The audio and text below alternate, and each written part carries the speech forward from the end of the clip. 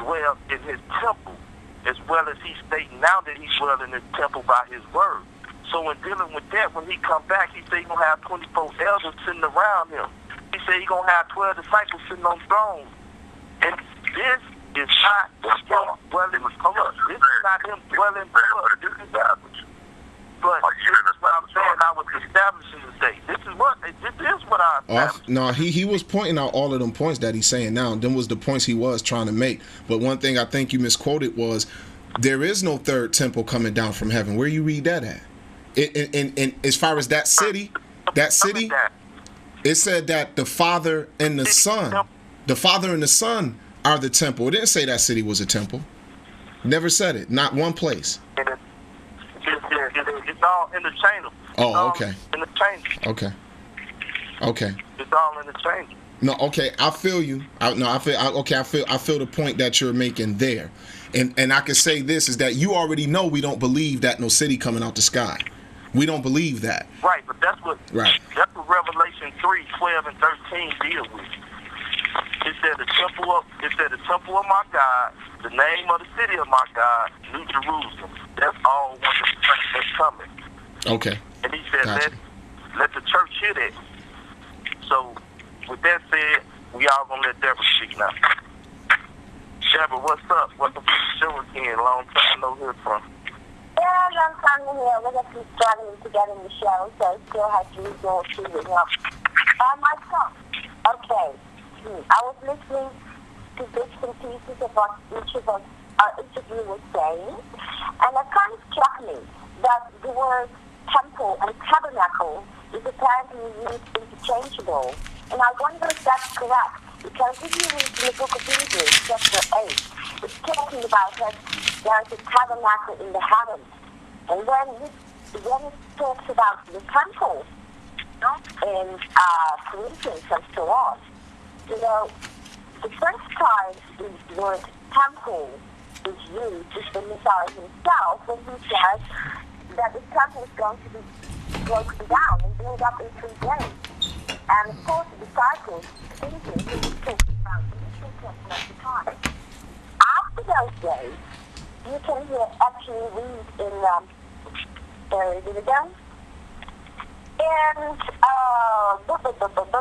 Ephesians 2:19, and it says, let me read it out to you. Paul writes, now therefore you are no more strangers and foreigners, but it is finished. This broadcast will begin just after this message. Oh my goodness. Can you still hear me? Yeah, we can hear you. Just my laptop, no long. you speak. Okay, somewhere else. Just on my laptop starts talking to me. Okay, I'm gonna go somewhere else. Bringing out stones to lay upon the foundation. In his letter to the believers in Eden said, now therefore ye are no more strangers and foreigners, but fellow citizens. I'm going to go into the citizen because I don't know how to switch it on. By sitting with the saints and of the household of God, and are built upon the foundation of the apostles and the prophets, which is consistent with the book of Revelation, chapter 21. Jesus Christ himself being the chief cornerstone, in whom all the buildings fitly framed together, grown into a holy temple in the Lord, in whom we also are builded together for the habitation of God through the Spirit.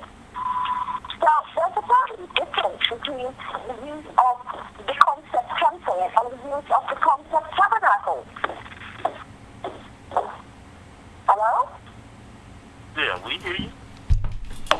Okay, let's close the door. That's what I want to give as a thought.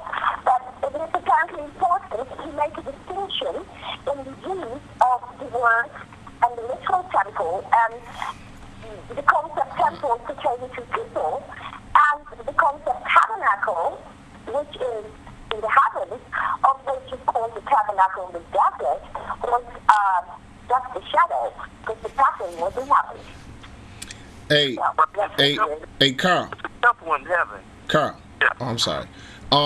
because it's so interesting when you look at Revelation 11, because what we would have to say is that even when John was writing Revelation 11, when it said, rise and measure the temple of God and the altar, that he was referring to what the Europeans are building now as the temple of God.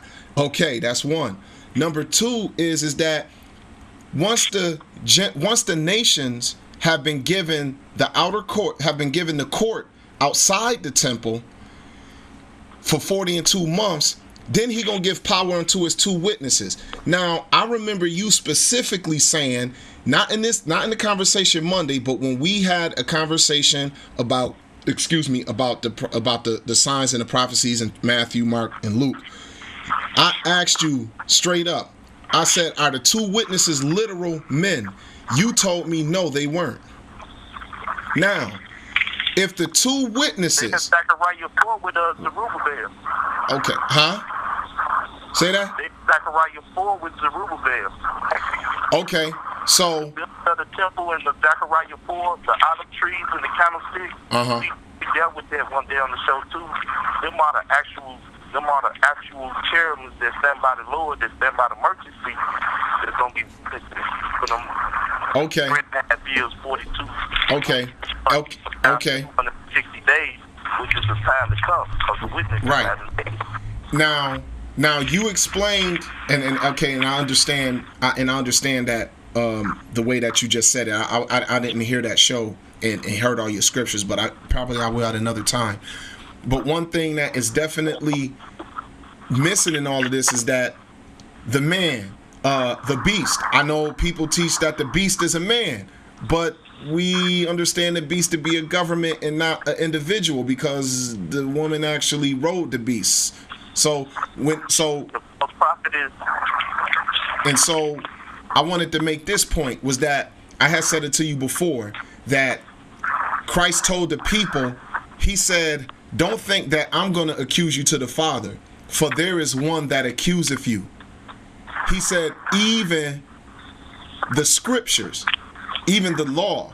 So when he spoke of the law to the people like the law was like a person or an entity and not necessarily a man. But he said, don't think I'm going to accuse y'all to the Father. It's one who accused y'all already. And that one actually was the entity of the Torah itself. Then I pointed out to y'all, I said, yo, in Malachi it's written that Elijah the prophet shall come before the great and dreadful day of the Lord.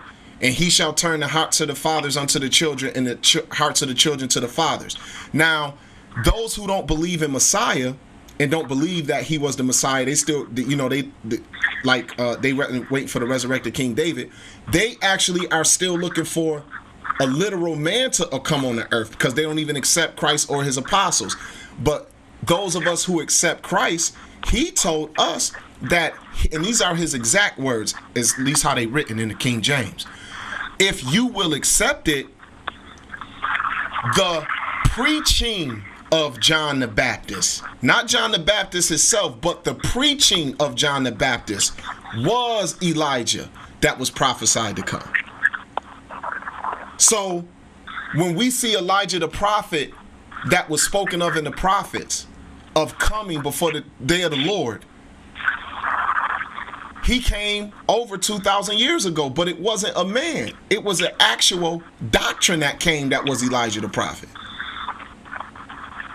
Right, but it goes to the Zechariah that you quote too. He said he's going to send his messenger. And after he said he sent his messenger, he talked beyond that time of John the Baptist, which was his prophet, like Aaron was Moses' prophet. He spoke beyond that. And you know who them messengers are? Them are us. Because we ushering in the coming of Christ in our gospel and our preaching, as I said in 1 Timothy, 2 Timothy 4:16. Because we speaking, and we a tree of life, and we speaking the wholesome word with a wholesome tongue.